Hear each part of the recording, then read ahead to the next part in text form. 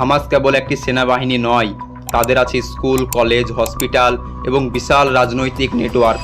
2006 সালে তারা যখন নির্বাচন জিতে গাজায় ক্ষমতায় এলো, সারা পৃথিবী তখন অবাক হয়ে তাকিয়েছিল।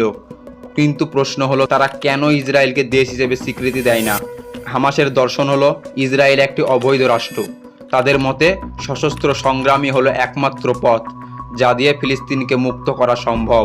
কিন্তু গাজার মাটির নিচে তারা কি তৈরি করছে জানেন? কয়েকশো মাইল লম্বা এক রহস্যময় টানেল নেটওয়ার্ক, যাকে বলা হয় গাজা মেট্রো।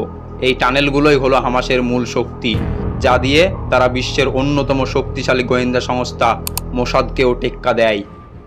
এখন একটা গুরুত্বপূর্ণ বিষয় বুঝুন। হামাস সুন্নি মুসলিম সংগঠন, ইরান শিয়া মুসলিম দেশ। তাহলে এদের মধ্যে বন্ধুত্ব হলো কিভাবে? উত্তর একটাই, ইসরায়েলি বিরোধিতা। ধর্মীয় পার্থক্য থাকা সত্ত্বেও হামাস ও ইরানের ইসরায়েলি বিরোধিতা এবং ফিলিস্তিন মুক্তির ভীষণে একমত হওয়ায় হামাস কেবল একটি সেনাবাহিনী নয়, তাদের আছে স্কুল, কলেজ, হসপিটাল এবং বিশাল রাজনৈতিক নেটওয়ার্ক। 2006 সালে তারা যখন নির্বাচন জিতে গাজায় ক্ষমতায় এলো, সারা পৃথিবী তখন অবাক হয়ে তাকিয়েছিল। কিন্তু প্রশ্ন হলো, তারা কেন ইসরায়েলকে দেশ হিসেবে স্বীকৃতি দেয় না? হামাসের দর্শন হলো, ইসরায়েল একটি অবৈধ রাষ্ট্র। তাদের মতে সশস্ত্র সংগ্রামই হলো একমাত্র পথ, যা দিয়ে ফিলিস্তিনকে মুক্ত করা সম্ভব। কিন্তু গাজার মাটির নিচে তারা কি তৈরি করছে জানেন? কয়েকশো মাইল লম্বা এক রহস্যময় টানেল নেটওয়ার্ক, যাকে বলা হয় গাজা মেট্রো। এই টানেলগুলোই হলো হামাসের মূল শক্তি, যা দিয়ে তারা বিশ্বের অন্যতম শক্তিশালী গোয়েন্দা সংস্থা মোসাদকেও টেক্কা দেয়। এখন একটা গুরুত্বপূর্ণ বিষয় বুঝুন।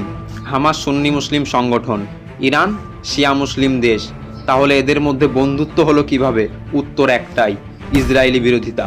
ধর্মীয় পার্থক্য থাকা সত্ত্বেও হামাস ও ইরানের ইসরায়েলি বিরোধিতা এবং ফিলিস্তিন মুক্তির ভীষণে একমত হওয়ায় হামাস কেবল একটি সেনাবাহিনী নয়, তাদের আছে স্কুল, কলেজ, হসপিটাল এবং বিশাল রাজনৈতিক নেটওয়ার্ক। 2006 সালে তারা যখন নির্বাচন জিতে গাজায় ক্ষমতায় এলো, সারা পৃথিবী তখন অবাক হয়ে তাকিয়েছিল। কিন্তু প্রশ্ন হলো, তারা কেন ইসরায়েলকে দেশ হিসেবে স্বীকৃতি দেয় না? হামাসের দর্শন হলো, ইসরায়েল একটি অবৈধ রাষ্ট্র। তাদের মতে সশস্ত্র সংগ্রামই হলো একমাত্র পথ, যা দিয়ে ফিলিস্তিনকে মুক্ত করা সম্ভব। কিন্তু গাজার মাটির নিচে তারা কি তৈরি করছে জানেন? কয়েকশো মাইল লম্বা এক রহস্যময় টানেল নেটওয়ার্ক, যাকে বলা হয় গাজা মেট্রো। এই টানেলগুলোই হলো হামাসের মূল শক্তি, যা দিয়ে তারা বিশ্বের অন্যতম শক্তিশালী গোয়েন্দা সংস্থা মোসাদকেও টেক্কা দেয়। এখন একটা গুরুত্বপূর্ণ বিষয় বুঝুন। হামাস সুন্নি মুসলিম সংগঠন, ইরান শিয়া মুসলিম দেশ।